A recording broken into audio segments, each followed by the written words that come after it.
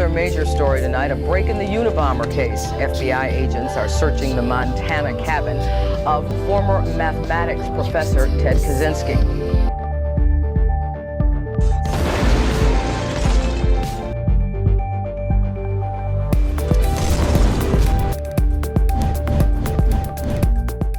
He was considered America's most prolific bomber who went nearly 20 years without being captured until his arrest in 1996. He was also a twisted genius who aspired to be the perfect anonymous killer. Now he is dead.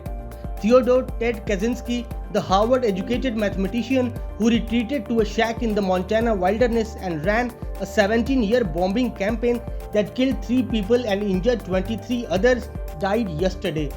He was 81 years of age and was found unresponsive in his cell around 12:30 am Eastern Standard Time.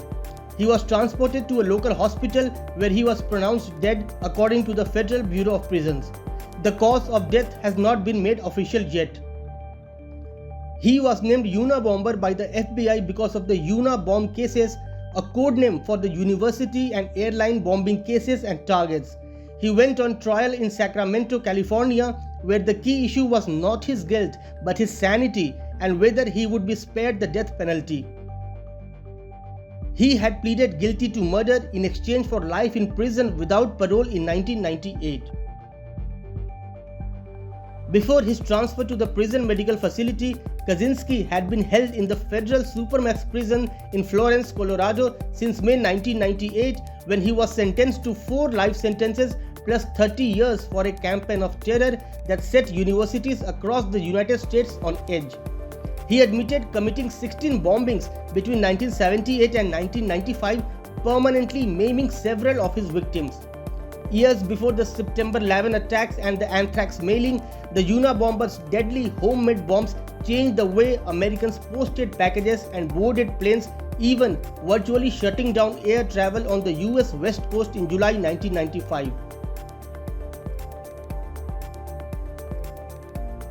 He forced the Washington Post newspaper, in conjunction with the New York Times, to make the agonizing decision in September 1995 to publish his 35,000-word manifesto, Industrial Society and Its Future, which claimed modern society and technology was leading to a sense of powerlessness and alienation.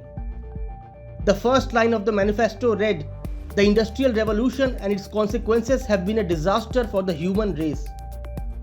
But this publication ultimately led to his undoing.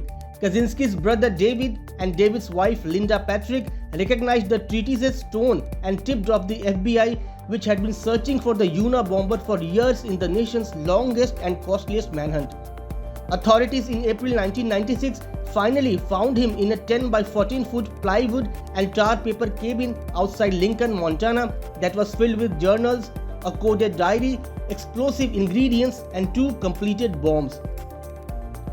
For 17 long years, he had mailed or hand-delivered a series of increasingly sophisticated bombs that killed 3 Americans and injured nearly 24 more. Along the way, he also sowed fear and panic, even threatening to blow up airliners in flight.